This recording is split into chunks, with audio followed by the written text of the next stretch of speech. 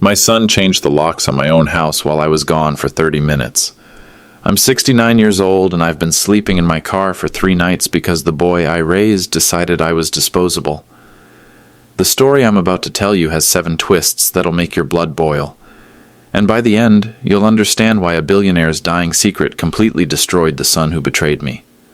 In chess, sometimes you have to sacrifice a pawn to see who your real enemies are. I just discovered I was never the pawn at all. If you've ever worried about what happens when you get old and vulnerable, hit subscribe now. Drop a comment with your state, because what happened to me is happening to families across America, and nobody sees it coming. The worst part? It gets so much worse before it gets better. It started on a Tuesday afternoon at 4:30 p.m. when I came home from CVS with Linda's old heart medication. 3 years too late. But habits die hard. The key didn't work. The key... I stood there on the porch of 1247 Maple Street, the house I built with my own hands 42 years ago, jiggling that brass key like maybe the lock was just being stubborn. Tyler opened the door. My son, 34 years old, wearing that expensive polo shirt Madison always buys him. Behind him stood Officer Martinez, badge number 4821, looking uncomfortable as hell. "Dad," Tyler said, not meeting my eyes, "you can't live here anymore." "What do you mean I can't live here? I built this place board by board." "It's not healthy. For the kids." Madison's scared. I looked past him into my own living room. Madison was holding 4-year-old Emma on her hip, whispering something in her ear. 6-year-old Jake peeked around the corner, confused. These were my grandchildren. I'd spent Saturday mornings teaching Jake how to use a level, letting Emma help me sand wood in the garage. "Tyler, we can talk about this if there's a problem." "The locksmith comes at 5, he said. "Officer Martinez is here to make sure this stays peaceful." Officer Martinez stepped forward. "Sir, I'm sorry, but you need to gather some essentials. This is a civil matter, but you can't force entry into the residence." "Force entry? Into my own house?" "Sir, the deed shows Tyler Wilson as primary owner." My heart stopped. "That's impossible. I never signed anything." Tyler's jaw tightened. "Dad, you signed the papers 6 months ago. Remember? When you were having trouble with the bank statements? I was helping you organize your finances." I did remember him helping with paperwork. Lots of paperwork. I'd trusted him because that's what fathers do. That's what I'd always done. "The important thing," Tyler continued, "is that you get the help you need. There are facilities. Good places." Facilities? The word tasted like poison. "Son, your mother and I raised you in this house. I changed your diapers in that upstairs bathroom. I taught you to ride a bike in that driveway."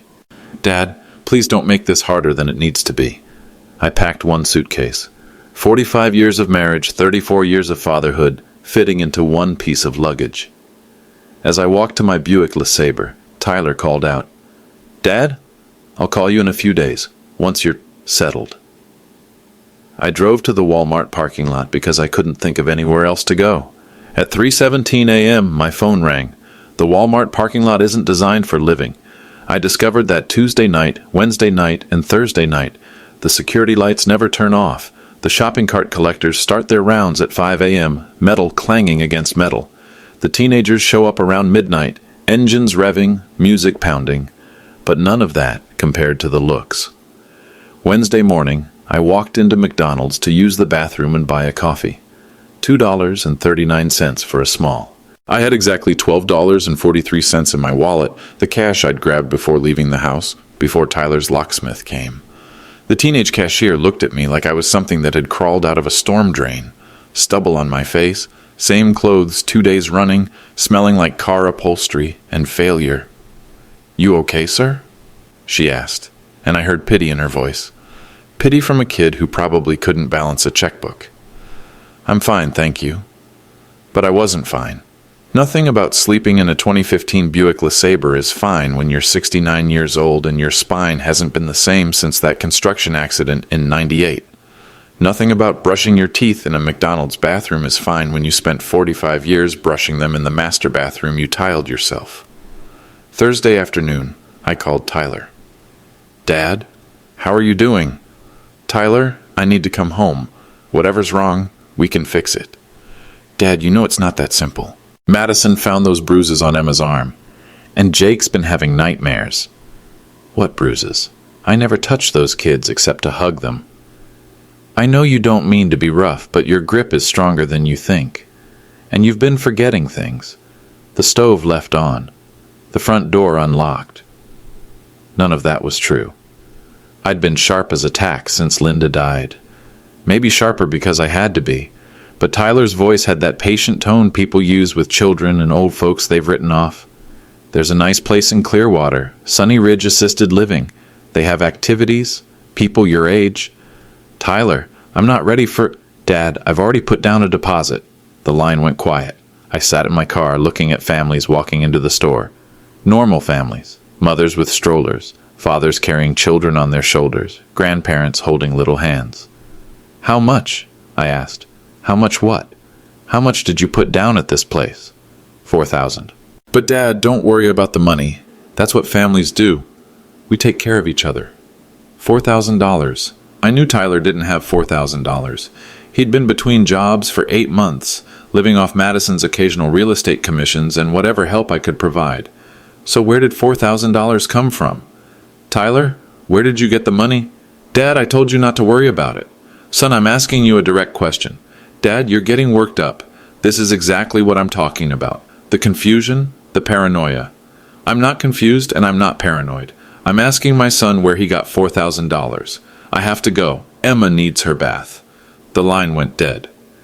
That night, I tried calling Madison, straight to voicemail. I tried calling my neighbor, Mrs. Henderson, who'd known our family for 20 years. She didn't pick up either.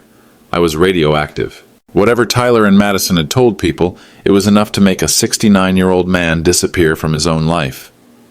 Friday morning, I was sitting in my car trying to figure out whether the senior center served breakfast when my phone rang.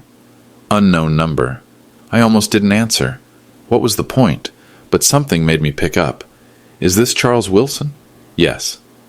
Mr. Wilson, my name is Arnold Sterling. I know this might sound strange, but I need to see you. Today, if possible.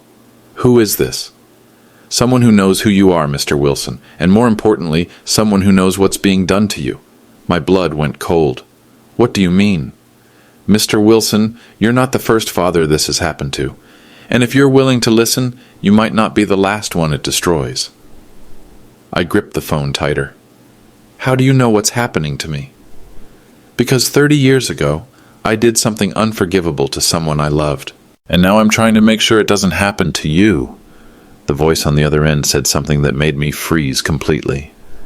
Mr. Wilson, do you know what your middle name is? Strange question from a stranger, but I answered. Charles Sterling Wilson. Sterling was my mother's maiden name. Silence on the other end. Then, Mr. Wilson, I'm sending a car to pick you up. Please don't hang up. Wait, how do you know my middle name? Because Sterling is my last name, and I know this sounds impossible, but I believe I'm your father. The McDonald's coffee cup slipped from my hand, spilling across the dashboard. 40 years old, that coffee stain would outlive both of us. My father died when I was 5. Car accident. Your mother told you that to protect you. From me. Because I was 24 years old and more interested in building a business empire than raising a son. Because I walked away when she needed me most. This is impossible. Charles, do you have a scar on your left shoulder, shaped like a crescent moon? I did. From falling off my tricycle when I was 3. My mother always said I was lucky it didn't need stitches. You were riding that red tricycle down Highland Avenue. Your mother was hanging laundry, and you wanted to show off. You hit the curb and went flying into the Hendersons' rose bushes. Only 3 people could have known that detail. My mother, who died in 2018. Mrs. Henderson next door, who'd never spoken to a stranger about family business. And the person who pulled me out of those thorns and carried me inside, crying and bleeding. The person my mother said was dead. You carried me inside, I whispered. And your mother looked at me like I was a monster. Because I was a monster, Charles. I left the next week, told myself you'd be better off without me. Spent 40 years building Sterling Enterprises, convincing myself that success could erase what I'd done. Sterling Enterprises. I'd seen their signs around town. Commercial real estate, development projects, big money. Why now? Why are you calling me now? Because I'm 74 years old and I'm dying. Pancreatic cancer, 6 months, maybe 8. And because I've been watching you, Charles, for the last 3 years ever since Linda died. Watching me? I hired investigators. I know about the house Tyler built his credit on. I know about the money he's been moving around. I know about the papers he had you sign 6 months ago. My hands were shaking. What papers? Papers that made him primary owner of your house? Papers that gave him power of attorney over your finances? Papers that let him access your retirement account? That's impossible. I would never. Charles, do you remember signing a lot of documents when Tyler was helping you organize your finances? I did remember. Stack after stack of papers. Tyler explaining each one patiently, pointing to signature lines, saying things like, "Just standard bank stuff, Dad." And, "This just makes it easier if something happens to you." He told me it was insurance paperwork, estate planning. Charles, your 401k account at Fidelity shows a withdrawal of $180,000 on February 28th. Your signature on the withdrawal form. But I had it analyzed. Analyzed? It's forged. Skillfully forged, but forged, and that's not all. My vision blurred. The Walmart parking lot tilted sideways. What else? The house is in foreclosure. Wells Fargo has a lien on the property for $320,000. Money Tyler borrowed against the equity and never told you about. But I paid off that house 15 years ago. You did. Tyler took out a new mortgage in March, using forged documents that showed you as a co-signer. The money's gone, Charles. And in 30 days, the bank takes the house. I couldn't breathe. Why are you telling me this? Because I failed you once and I won't fail you again. And because there's something else you need to know about your son, something that's going to hurt. The phone line crackled with static. Or maybe it was my hands shaking. Mr. Wilson, are you still there? I'm here. Tyler has been in contact with me for 6 months. He knows who I am. He knows I'm your father. The words hit like a freight train, but I heard something else behind them. Charles, I need you to listen very carefully. Can you drive? I think so. There's a lawyer named Rebecca Martinez at 1247 West Bay Avenue. She specializes in elder abuse cases. I've already called her about your situation. Elder abuse? Tyler's my son. Charles, family members commit 90% of elder financial abuse. Blood doesn't make someone trustworthy. Sometimes it makes them worse, because they know you'll never suspect them. I sat in that parking lot for 20 minutes after Arnold hung up, staring at the Walmart sign. Everything I thought I knew about my life was disintegrating. My dead father was alive. My son was a thief. My house was gone. But something else was happening too. For the first time in 3 days, I felt something besides despair. I felt angry.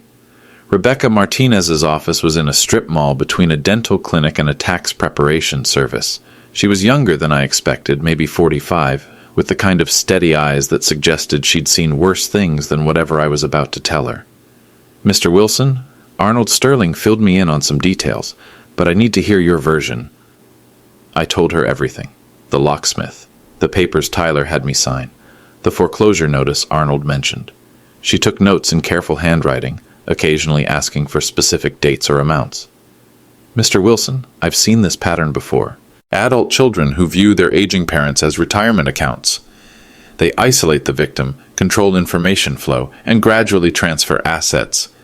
But Tyler's my son. That makes it worse, not better. You trust him completely, which means you don't verify anything he tells you, and the law makes it easier for family members to gain financial control. She opened a folder and pulled out documents I'd never seen before.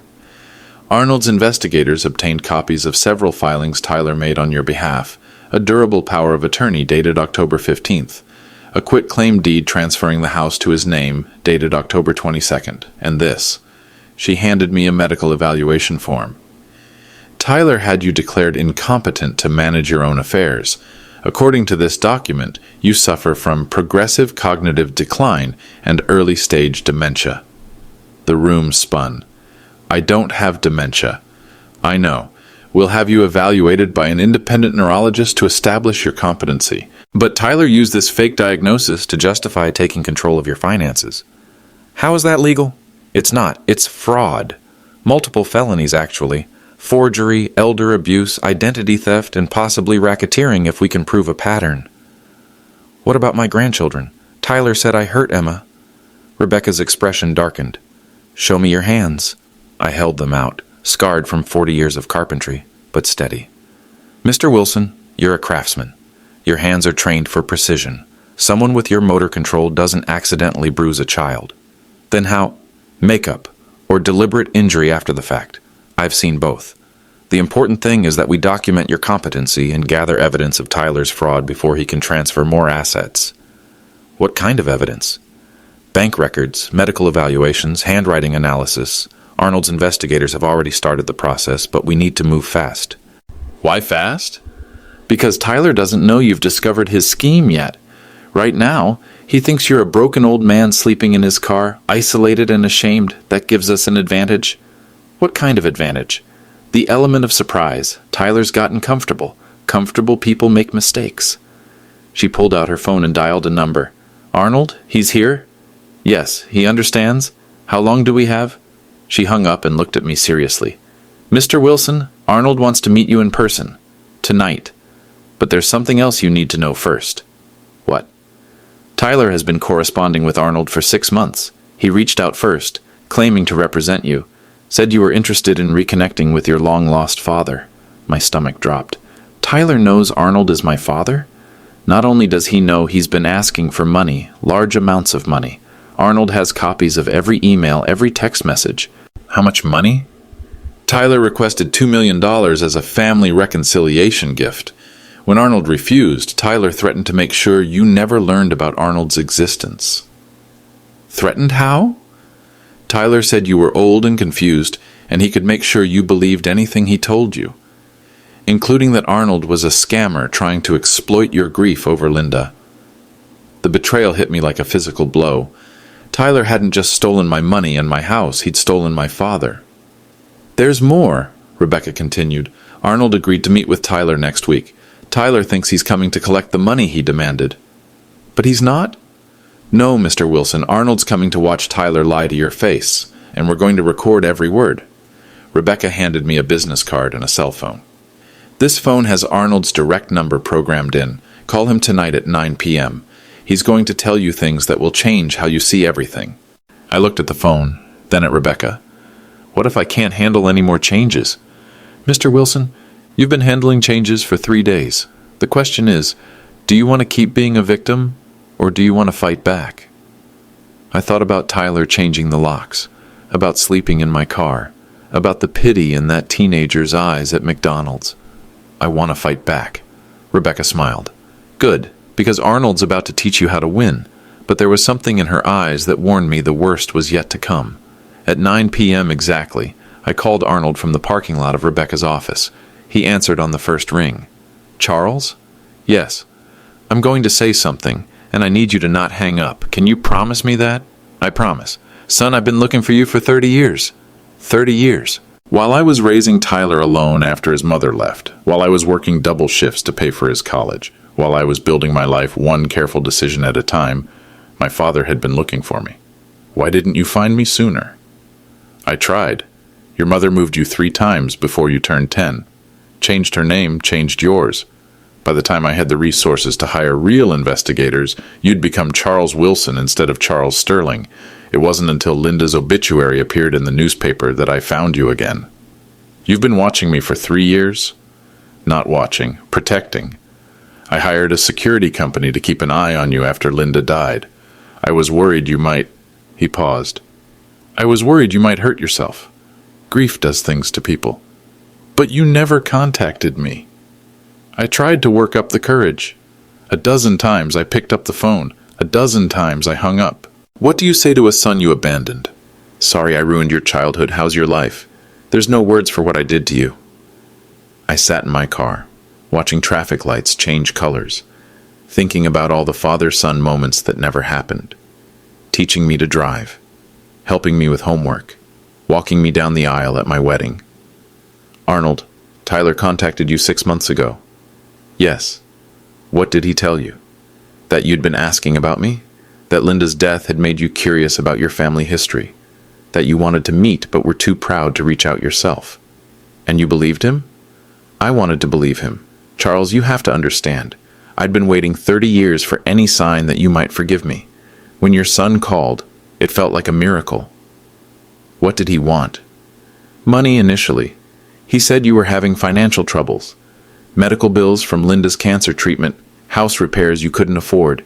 He asked for $50,000. Did you give it to him? I gave him $25,000, wired it to a Swiss bank account he provided. He said you preferred offshore banking for privacy reasons. $25,000.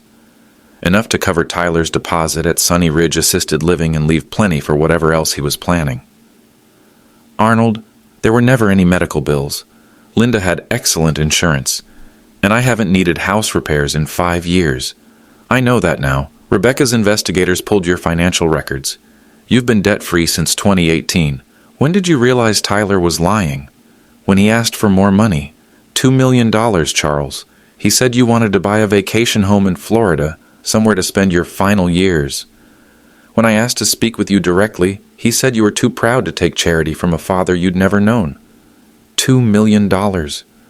I told him no. That's when he got threatening. How threatening? He said I'd lost my chance. That you were old and easily confused, and he could make sure you believed I was dead and buried. He said he was your next of kin and your power of attorney, and if I ever contacted you, he'd have me arrested for elder abuse. The irony was stunning. Tyler using elder abuse laws to commit elder abuse. Arnold, there's something else. Rebecca says Tyler had me declared incompetent. I know. My investigators found the paperwork. It's completely fabricated, Charles. The doctor who supposedly evaluated you retired in 2019 and lives in Oregon now. The notary who witnessed your signature was paid $500 to falsify the documents. How do you know all this? Because when someone threatens my son, I respond accordingly. I've been building a case against Tyler for 3 months. Bank fraud, identity theft, elder abuse, mail fraud, wire fraud, and conspiracy. Conspiracy. Madison's involved. She helped Tyler forge your signature on the house documents. She's the one who coached your grandchildren to be afraid of you, and she's the one who took the photographs. What photographs? The ones showing bruises on Emma's arm. Makeup, Charles. Applied and photographed to support a restraining order application. I felt sick. They used my grandchildren as props. Rebecca has the metadata from Madison's phone. The photos were taken at different times with different lighting, suggesting they were staged. And there's a video file Madison deleted, showing her applying makeup to Emma's arm while telling her to look sad for mommy. How did you get Madison's phone records? I didn't. Tyler did. He uploaded everything to a cloud storage account he thought was private. Unfortunately for him, my cybersecurity team is very good at their jobs. What else is in those files? Text messages between Tyler and Madison discussing their timeline. Bank routing numbers for accounts you don't know about. And most importantly, communications between Tyler and several other elderly victims. Other victims? Tyler and Madison have been running this scam for 2 years. They target recently widowed men, gain their trust through family connections or church relationships, then systematically drain their assets. You're victim number 7, Charles. 7. 7 other fathers had lost their homes, their dignity, their families to my son's greed. Where are they now, the other victims? 3 are in nursing homes they can't afford. 2 died homeless. 1 committed suicide. The weight of that information settled on me like a tombstone. Tyler wasn't just stealing from me. He was a serial killer whose weapon was betrayal. Arnold, what happens now? Now we give Tyler enough rope to hang himself. Tomorrow morning, he's supposed to meet with me to discuss the $2 million payment. He thinks he's coming to collect his payday, but he's not. No, son. Tomorrow morning, Tyler's going to confess to federal crimes while FBI agents record every word. I could hear the steel in Arnold's voice, the kind of strength that builds business empires and destroys enemies. Are you ready to watch your son destroy himself, Charles? I thought about Emma with makeup bruises, about Jake having nightmares about his grandfather, about 6 other families torn apart by Tyler's greed. I'm ready. But I wasn't ready for what Tyler would say when he realized the trap was closing. The FBI operation was set up at Sterling Enterprises' downtown office. Agent Jennifer Walsh, Rebecca Martinez, and Arnold Sterling sat in a conference room equipped with recording devices that could capture conversations 3 floors away. I sat in an adjoining room, watching through one-way glass as my son walked into what he believed was his payday meeting. Tyler arrived 15 minutes early, wearing his best suit and carrying a leather briefcase Madison must have bought him for the occasion. He looked confident, entitled, like a man who'd never faced consequences for anything. Arnold had coached me on what to expect, but seeing Tyler in person still felt like a knife to the chest. This was the boy I'd raised alone after his mother abandoned us. The kid I'd taught to ride a bike, to throw a baseball, to change a tire. The young man I'd worked double shifts to put through college. "Mr. Sterling," Tyler said, extending his hand with a smile that didn't reach his eyes. "Thank you for meeting with me." "Tyler, please sit down. We have a lot to discuss." "Yes, sir. About my father's situation. I know he's proud, but he really needs this help." Arnold leaned back in his chair, studying Tyler like a scientist examining a particularly interesting parasite. "Tell me about Charles's medical condition. It's heartbreaking, really." "The dementia started slowly after my mother died, forgetting names, losing track of conversations, but it's gotten worse. He left the stove on twice last week. Yesterday I found him trying to drive to a job site that closed 15 years ago. Every word was a lie delivered with Academy Award conviction. Tyler had inherited my voice, my gestures, my mannerisms, but somewhere along the way, he'd learned to weaponize them. That must be difficult for your family. Madison's been incredible, really patient with Dad's condition, but the children are starting to notice. Emma asked me why Grandpa smells funny now. Jake won't sit on his lap anymore. Why not? Dad doesn't realize how strong his grip is. He grabbed Jake's wrist last weekend and left bruises. We had to take pictures for the pediatrician. Arnold's expression never changed, but I saw his hand clench slightly. May I see the photos? Tyler pulled out his phone and scrolled through images. Even through the one-way glass, I could see they were the same photos Rebecca had shown me. Emma, with makeup bruises on her arm. "Terrible," Arnold murmured. "No wonder you're concerned. That's why we need to get him into professional care quickly, before someone gets seriously hurt. And the $2 million I'm providing will cover his care? Well, good facilities are expensive. Sunny Ridge is $4,000 a month, but that's just the basic package. For someone with Dad's needs, we're looking at $8,000 to $10,000 monthly. Over 20 years, that's easily $2 million. 20 years? Tyler, your father is 69 years old. He's in great physical shape. Could live into his 90s easily." Arnold nodded slowly. "And you'll manage this money on his behalf?" "I have power of attorney. It's all legal and proper. Dad signed the papers himself when he was having a good day." "Show me." Tyler opened his briefcase and pulled out documents. Power of attorney forms, medical evaluations, financial statements. The FBI's handwriting expert had already confirmed they were forgeries, but Tyler presented them like sacred texts. "Everything's in order," Tyler said. "All we need is your transfer authorization." Arnold picked up the power of attorney document and studied it carefully. "Tyler, this signature doesn't look quite right to me." "What do you mean?" "Your father's signature on this document. It's different from his signature on other papers I have." Tyler's confidence flickered for just a moment. "Dad's handwriting has changed since the dementia started. It's actually one of the early signs we noticed." "I see. And this medical evaluation was performed by Dr. Harrison?" "Yes, sir. He's been Dad's doctor for years." "Dr. Harrison, who retired in 2019 and moved to Oregon?" Tyler's face went pale. There might be some confusion about—" "Tyler, there's no confusion. Dr. Harrison never examined your father. This document is a forgery." The room went silent. I watched Tyler's mask slip away, revealing something cold and calculating underneath. "I don't know what you're implying, Mr. Sterling." "I'm not implying anything. I'm stating facts. You forged medical documents to gain illegal control over your father's assets. You forged power of attorney papers to steal his retirement funds. You forged mortgage documents to steal his house." Tyler stood up abruptly. "I think there's been a misunderstanding. Sit down, Tyler." Something in Arnold's voice made Tyler obey immediately, the commanding tone of a man who'd built a business empire by knowing exactly when to strike. "Tyler, do you know what RICO stands for?" "No, sir." Racketeer Influenced and Corrupt Organizations Act. It's a federal law designed to prosecute criminal enterprises, people who engage in patterns of fraud across state lines. "I don't understand what that has to do with—" It has everything to do with you, Tyler. Because you've been running this scam for 2 years. 7 victims, including your father. Stolen assets totaling $3.2 million. That's not a family dispute, Tyler. That's organized crime. Tyler's hands started shaking. Mr. Sterling, I think you have bad information. FBI agent Walsh has been recording this conversation for the past 20 minutes. She's also been monitoring your communications with Madison, your cloud storage accounts, and your Swiss bank transactions. The color drained completely from Tyler's face. You have the right to remain silent, Agent Walsh said, entering the room with 2 other agents. But honestly, Tyler, you've already said enough to convict yourself. Tyler looked around the room desperately, like a cornered animal. When his eyes found the one-way glass, he seemed to realize I was there. "Dad?" he called out, his voice cracking. "Dad, they're trying to turn you against your own son."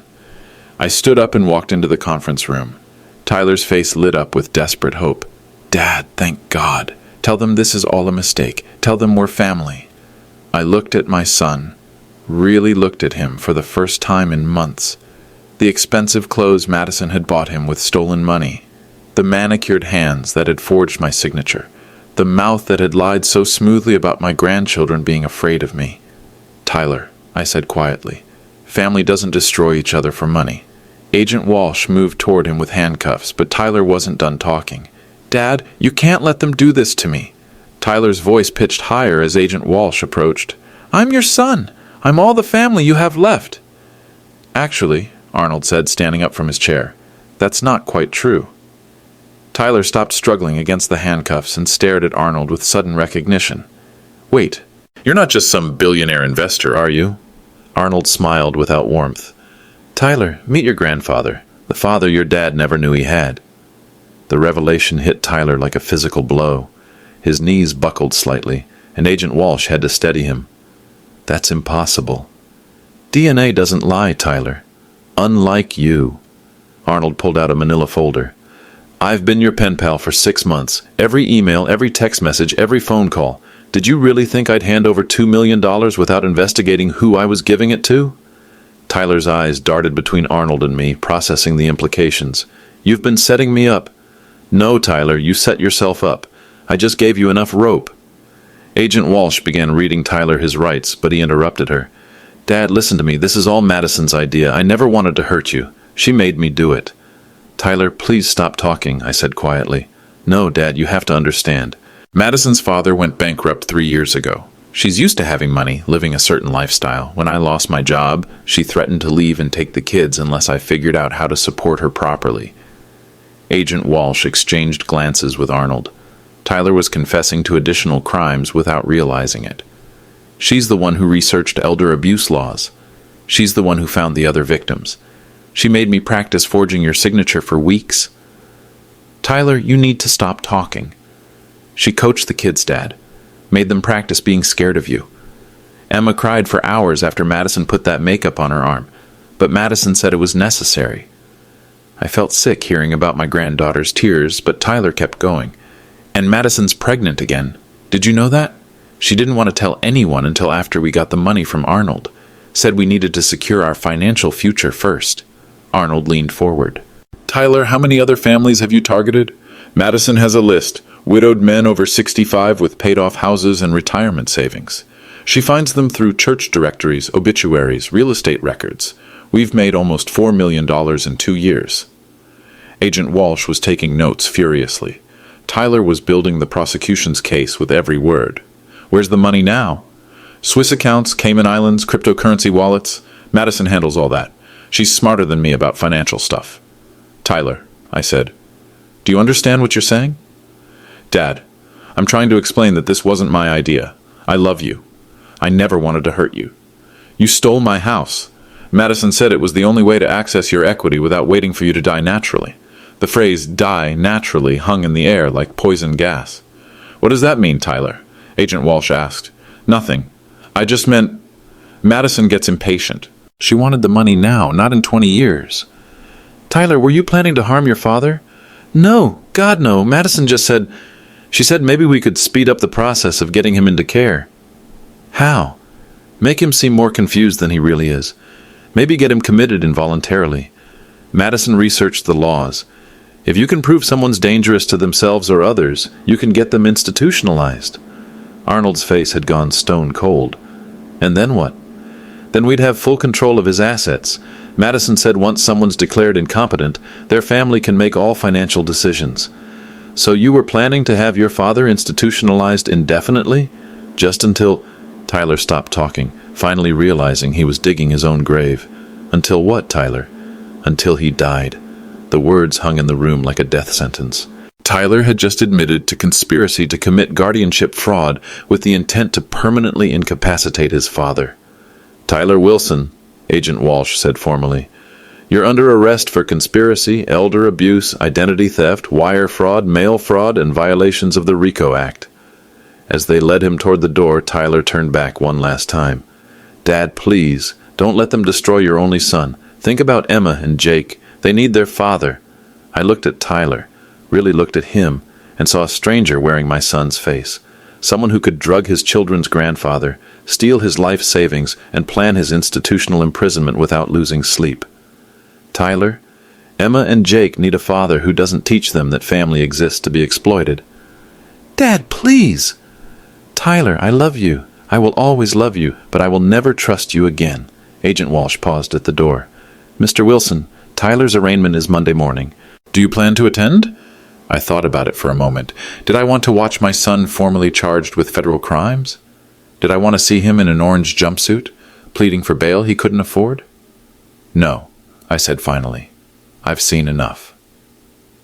As the door closed behind Tyler, Arnold put his hand on my shoulder. Charles, there's one more thing. About Madison. What about her? She was arrested an hour ago at your house, Tyler's house, trying to remove evidence from the premises. She had a suitcase full of forged documents and a laptop containing information about 17 other potential victims.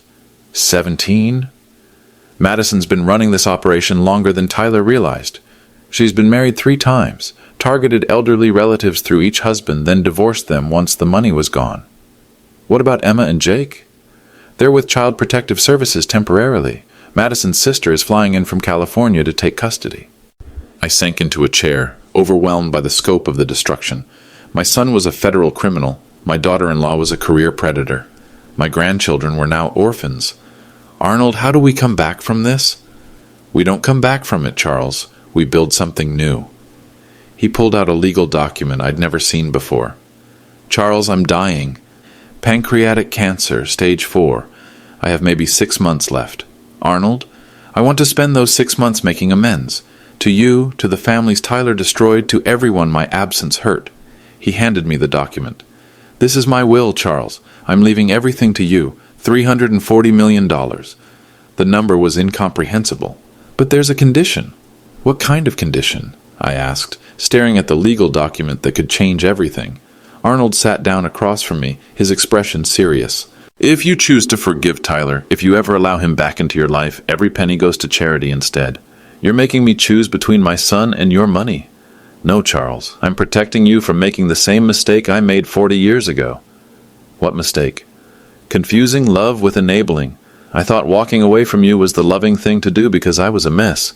But really, I was just a coward who couldn't face the hard work of becoming a better person. Arnold pulled out his phone and showed me a photo. Tyler, age 6, sitting on my shoulders at a baseball game. You were a good father to that little boy, but that little boy grew up to be a predator who targeted his own family. Love doesn't mean pretending that never happened. Rebecca Martinez leaned forward. Charles, we need to talk about the legal strategy going forward. Tyler's confession gives us everything we need for conviction, but there are other considerations. Like what? Tyler will almost certainly try to plea bargain. He'll claim he was manipulated by Madison, that he's truly remorseful, that prison would destroy his children's lives.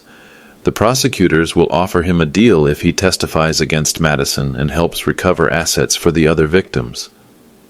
What kind of deal? Probably 8 to 12 years instead of 25 to life. He'd be out when he's in his mid-40s, still young enough to rebuild his life. And if I object to the deal? Your victim impact statement would carry significant weight. But Charles, you need to understand something. Tyler's not going to prison as the same person who just got arrested. Prison changes people, usually not for the better. Arnold nodded grimly. Rebecca's right. I've seen this before with other cases I've funded. Men like Tyler either come out hardened criminals or broken shells. There's very rarely a middle ground. What are you saying? We're saying that if you're hoping prison will fix Tyler and give you back the son you remember, you're setting yourself up for more heartbreak. I thought about Tyler at 6 years old, learning to tie his shoes. Tyler at 16, proud of his first job at the hardware store. Tyler at 25, holding newborn Emma in the hospital, tears of joy streaming down his face. When had that person become someone who could fake medical documents to institutionalize his own father? Arnold, what happened to Madison's other husbands? The men she targeted before Tyler? 2 are dead. One committed suicide after she cleaned out his accounts. The other died of a heart attack during the stress of losing his house. The 3rd husband is in a nursing home in Nevada, completely broke and suffering from alcohol-related dementia. She's killed people. Indirectly, yes. That's why the FBI is charging her under RICO as the head of a criminal enterprise. Madison faces life in prison without parole. And Tyler? Tyler faces the consequences of choosing to follow her lead instead of protecting his father. Rebecca opened another folder. Charles, there's something else you should see. We recovered Tyler's laptop from his house. He's been keeping detailed records of every scam. She handed me printed emails between Tyler and Madison, time-stamped over the past 18 months. Dad still trusts me completely. He'll sign anything I put in front of him. Good. We need to move faster. The Clearwater house closes next month and we need the down payment. What if he gets suspicious? Then we accelerate the incompetency timeline. I already have the fake medical reports ready. Madison? He's my father. He's an ATM machine, Tyler. Nothing more. Stop being sentimental. Reading my son's words felt like swallowing broken glass, but there was more. Emma asked me why we can't visit Grandpa Charlie anymore. Tell her he's sick, or Kids forget. She cried for 20 minutes. She really loves him. Tyler, focus on the endgame. Once we have Arnold Sterling's money, we can afford to feel guilty. Until then, stay committed to the plan. The emails went on for pages. Tyler expressing doubts, Madison manipulating him back into compliance, both of them treating my love for them like a weapon to be used against me. Rebecca, how long were they planning this? According to the emails, Madison targeted you specifically 18 months ago. She researched your finances, your wife's medical history, your relationship with Tyler. She knew exactly how much you were worth and exactly how to get Tyler to help her steal it. Arnold stood up and walked to the window. Charles, I'm going to ask you something, and I want you to think carefully before you answer. Ask me. Arnold turned from the window, his face grave. Do you believe Tyler can be redeemed? The question hung in the air like smoke from a house fire. I thought about the emails Rebecca had shown me, about Tyler's calculated lies during the FBI recording, about the makeup bruises on Emma's arm. I don't know. That's not an answer, Charles. Either you believe your son is fundamentally good but made terrible choices, or you believe he's fundamentally damaged, and those choices reflect his true nature. Which is it? Before I could answer, Rebecca's phone buzzed. She checked it and frowned. Charles, Tyler's asking to see you. He's being held at the federal courthouse downtown pending arraignment. He says he needs to tell you something important. What kind of something? He claims he has information about additional victims, people Madison threatened to hurt if Tyler didn't cooperate fully. Arnold's expression darkened. What kind of threats? He won't say unless he can speak to his father privately. I felt exhausted suddenly. 3 hours ago I'd watched my son confess to federal crimes. Now he wanted to manipulate me with more revelations, more secrets, more lies wrapped in family loyalty. Rebecca, if I go see Tyler, what happens? Nothing legally binding. It's just a conversation. But Charles, you should know that everything said in that room will be recorded. Even if he confesses to more crimes? Especially then. Arnold put his hand on my shoulder. Charles, you don't owe Tyler anything, not your presence, not your forgiveness, not your continued victimization. But if he has information that could help other people, then he can give that information to the FBI without traumatizing you further. Rebecca nodded in agreement. Arnold's right. Anything Tyler knows about additional victims, he can tell Agent Walsh directly. You don't need to be his intermediary. What if he's truly sorry? What if this is his chance to make things right? Charles, Arnold said quietly, how many times in the past 6 months has Tyler apologized for something and then done something worse? I thought about it. Tyler apologizing for the locked door, then forging more documents. Tyler apologizing for the misunderstanding about my competency, then applying for a restraining order. Tyler apologizing for having to put me in assisted living, then stealing my retirement funds. Every apology was followed by escalation. Because apologies were just another manipulation tactic. Tyler doesn't apologize because he feels guilty. He apologizes because it works. Rebecca's phone buzzed again. Charles, Tyler's lawyer is here. She wants to discuss a cooperation agreement. What kind of cooperation? Tyler provides information about Madison's full network in exchange for reduced charges, but there's a catch. What catch?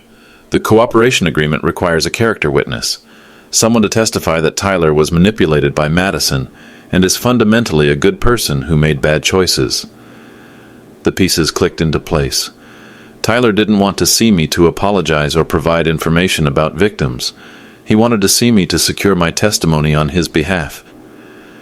They want me to testify that my son is a good person. Yes. Arnold shook his head in disgust. Even in federal custody, facing life in prison, Tyler's still trying to exploit your love for him. What happens if I refuse? Tyler serves the full sentence, 25 years to life under RICO charges, and if I agree to testify, 8 to 12 years eligible for parole and 6. I stood up and walked to the window, looking down at the city where I'd spent my entire life. Somewhere down there, Tyler sat in a cell, still believing he could manipulate his father into saving him from the consequences of his choices. Somewhere else, Emma and Jake were asking a social worker why Mommy and Daddy couldn't come home, and in 7 other cities, families were dealing with the wreckage Tyler and Madison had left behind. Rebecca, I want to see those emails again. All of them. She handed me the laptop. I scrolled through months of communications between Tyler and Madison, reading how they'd researched my vulnerabilities, planned my isolation, and celebrated each successful theft. One email stood out. Madison, the old man signed the house papers today. Tyler actually cried afterward. Tyler, I feel like shit about this. Madison, Tyler, your father had 69 years to build wealth. We have maybe 10 years before our kids need college funds. Who deserves financial security more, someone at the end of his life or someone at the beginning? Tyler, when you put it that way. Madison, I always put it the right way. That's why you married me. Tyler had felt guilty, but he'd done it anyway. Not once, but repeatedly over 18 months, escalating each time Madison convinced him his needs mattered more than his father's rights. Arnold, you asked if I believe Tyler can be redeemed. Yes, I believe people can change. I believe my son could potentially become a different person, but I don't believe I'm the right person to help him do that. Arnold nodded slowly. Why not? Because I'm his victim, not his therapist, and as long as Tyler believes he can manipulate my love for him, he'll never do the real work of becoming a better person. Rebecca closed the laptop. So what do you want me to tell Tyler's lawyer? I thought about 6-year-old Tyler on my shoulders at that baseball game. Then I thought about 34-year-old Tyler forging my signature to steal my house. Tell them Charles Wilson has no character testimony to offer regarding Tyler Wilson. As far as I'm concerned, I don't know who that person is. Rebecca made a note on her legal pad. Charles, Arnold said, there's one more decision we need to discuss. The inheritance, I said. Yes. $340 million, Charles. Enough to undo everything Tyler and Madison destroyed, and enough to prevent it from happening to other families. But only if I never forgive Tyler. Only if you never allow Tyler back into your life in a position where he can hurt you again. I sat down heavily in Arnold's chair. $340 million. More money than I could comprehend, let alone spend. Money that could restore the houses Tyler had stolen, the retirements he'd looted, the families he'd destroyed. Arnold, what happens if I take the money and Tyler gets out of prison in 12 years? What if he's genuinely changed? What if he wants to make amends with his children? Then he can make amends without access to your resources. Charles, forgiveness doesn't require financial reconciliation. Rebecca leaned forward. Charles, I need to explain something about the legal structure Arnold has created. This isn't just about Tyler. It's about protecting you from any future financial abuse. What do you mean? The inheritance creates an irrevocable trust with very specific conditions. You can use the money to help elder abuse victims, support your grandchildren's education, fund medical research, donate to charities, but you cannot give large sums directly to family members who have committed financial crimes. So even if I wanted to help Tyler financially in the future, you couldn't. The trust prevents it. Arnold designed it that way specifically to protect you from your own generous impulses. Arnold pulled out his phone and showed me a photograph. An elderly man sitting alone in a sparse nursing home room. This is Harold Martinez, Rebecca's father. Madison and her first husband cleaned out his accounts 5 years ago. He's 83 years old, Charles. He worked as a teacher for 40 years, saved every penny he could for retirement. Now he lives on Social Security in a Medicaid facility. He scrolled to another photo. A modest house with a foreclosure notice on the door. This is where James Patterson lived before Madison's second husband convinced him to take out a reverse mortgage and sign over his power of attorney. James died of a heart attack 3 weeks after losing his house. Arnold, why are you showing me this? Because that's what Tyler and Madison did, Charles. They didn't just steal money. They destroyed lives. And if you forgive Tyler, if you give him access to $340 million, what do you think happens next? I knew the answer. Tyler would have more resources than ever to hurt people, and the psychological validation that his father still trusted him despite everything. He'd do it again. He'd do it on a scale that would make the current damage look like practice. Rebecca nodded. Charles, I've seen this pattern before. Family members who commit financial abuse often interpret forgiveness as permission to escalate. They believe that if you forgive them once, you'll forgive them again. What about Emma and Jake? Arnold smiled for the first time that day. The trust includes a separate education fund for them. Full college tuition, graduate school if they choose, living expenses, everything they need to build successful lives. But they can't access the money until they're 25, and Tyler can never control it. They'll be financially secure regardless of what happens to their parents. They'll be more than secure. They'll have opportunities Tyler and Madison never dreamed of. I thought about my grandchildren growing up with the knowledge that their parents had chosen crime over family.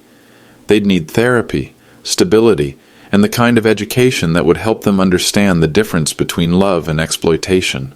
Arnold, if I sign this trust agreement, Tyler goes to prison for 25 years. Tyler goes to prison for 25 years because he committed federal crimes, not because of anything you do or don't do. But my testimony could reduce his sentence. Your testimony could enable him to hurt more people sooner. I stood up and walked to the window again. In chess, sometimes a pawn has to sacrifice itself to see who the real enemy is. But sometimes the pawn discovers it was never a pawn at all. Arnold, I'll sign the trust agreement. 6 months later, I'm living in a modest 2-bedroom house in Clearwater, 3 miles from the beach where Linda and I honeymooned 46 years ago. The Wilson Elder Care Foundation operates out of my dining room, but we're looking at office space downtown. Our 24-hour hotline has handled over 300 calls since we launched. We've prevented 12 families from losing their homes to financial abuse. We've helped prosecute 6 cases of elder fraud, and we've reunited 4 seniors with assets they thought were gone forever. Rebecca Martinez serves as our legal director. Arnold's former investigators now work full-time tracking down stolen assets and building cases against predators who target seniors. We've recovered $2.3 million for victims in the past 6 months. Tyler was sentenced to 25 years in federal prison. He never contacted me after our meeting at the courthouse. Madison received life without parole under RICO statutes. She's appealing, but Rebecca says the evidence is overwhelming. Emma and Jake live with Madison's sister Sarah in San Diego. Sarah sends me photos occasionally. Emma learning to ride a bike, Jake building sandcastles on the beach. They're in therapy, working through the trauma of losing both parents to prison. Their education trust fund is managed by an independent financial advisor, completely separate from my oversight. I haven't spoken to Tyler since the day of his arrest, not because I don't love him, but because love isn't the same as enabling. Arnold was right about that. Sometimes the most loving thing you can do for someone is let them face the consequences of their choices without rescuing them. Arnold died 3 weeks ago, pancreatic cancer as predicted. His funeral was attended by 200 people whose lives he'd changed through his charitable work. I delivered the eulogy for the father I'd known for less than a year, but who taught me more about boundaries and self-respect than anyone else ever had. The inheritance is still strange to think about. $340 million I can't spend on myself, only on helping others. But that feels right. Tyler and Madison taught me that money without purpose becomes a weapon. Money with purpose becomes a tool for justice. People ask me if I'm angry, if I feel betrayed, if I miss my son. I tell them I've learned the difference between grief and self-pity.